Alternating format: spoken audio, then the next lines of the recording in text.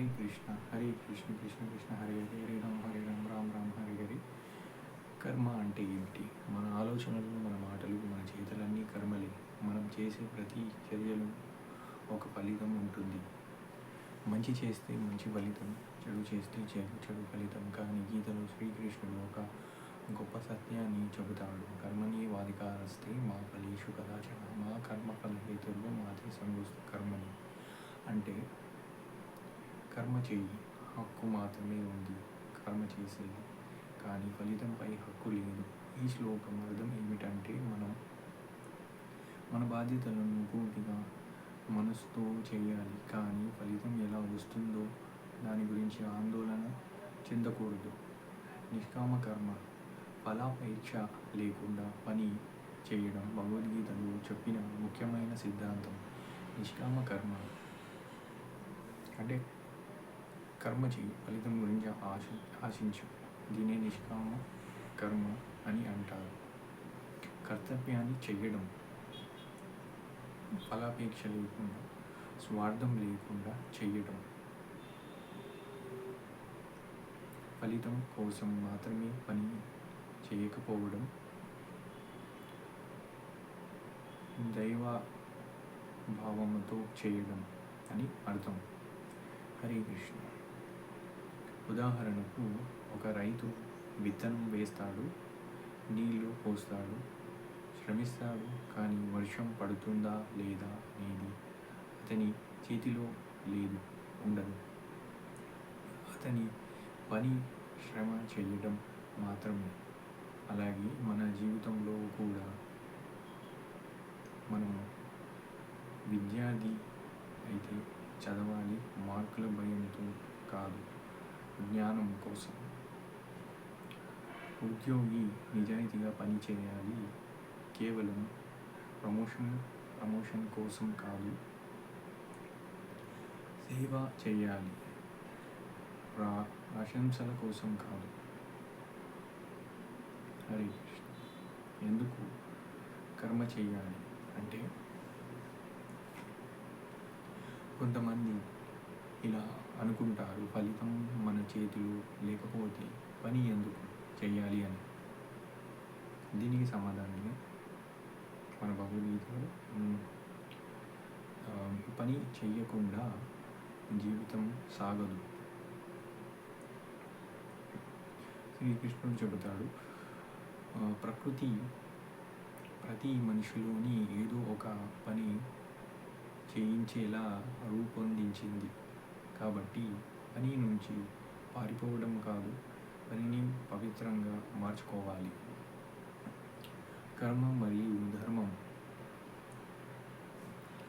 ఇవి రెండు చాలా ముఖ్యమైనవి. ప్రతి మనిషికి తన ధర్మం ఉంటుంది. తల్లిదండ్రులు పిల్లలపై బాధ్యత,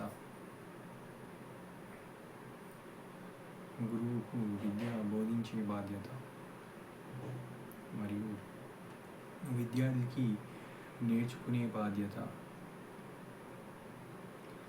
ఉద్యోగికి తన పని పట్ల బాధ్యత.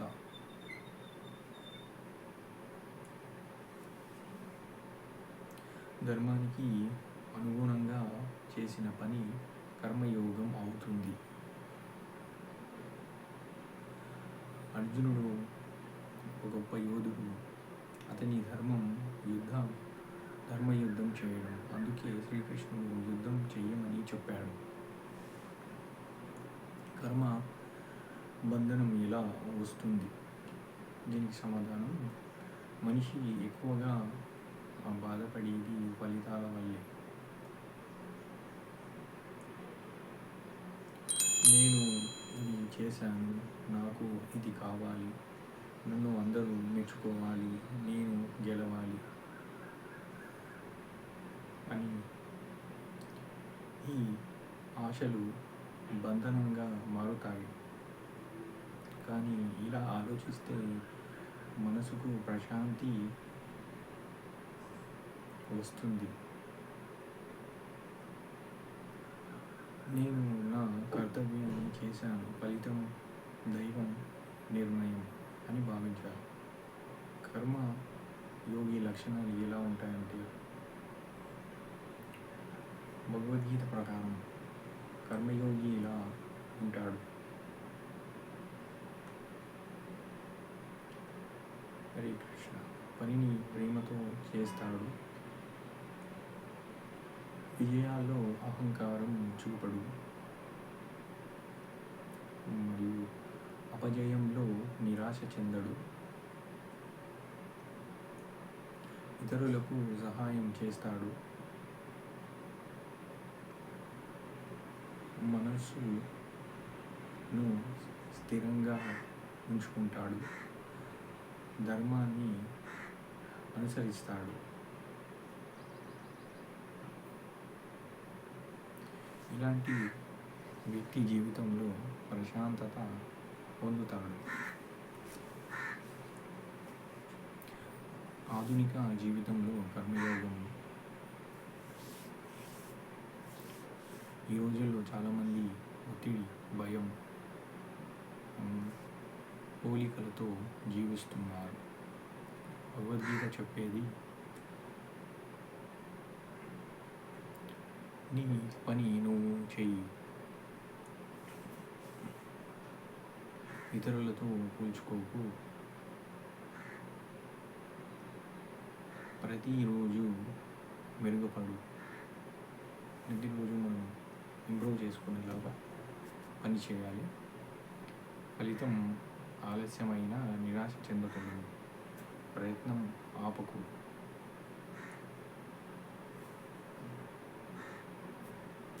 ఒక యూట్యూబర్ వీడియో చేస్తే వెంటనే 1,00,000 వ్యూస్ రావాలనే ఆలోచన కాకుండా మంచి కామెంట్స్ ఇవ్వడంపై దృష్టి పెడితే దీర్ఘకాలంలో మంచి ఫలితం వస్తుంది అని నా నమ్మకం. కర్మ, భక్తి, జ్ఞానం. భగవద్గీతలో కర్మ ఒకటే కాదు, కర్మతో పాటు భక్తి, జ్ఞానం కూడా అవసరం.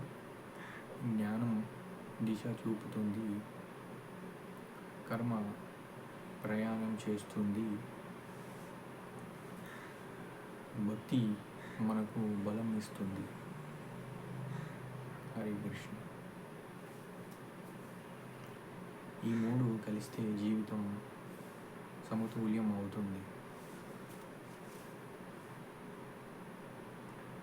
ముగింపు ఈ వీడియోలో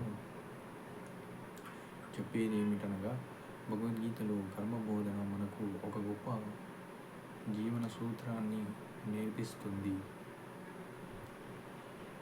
పని చేయి, కానీ ఫలితంపై ఆశపడకు.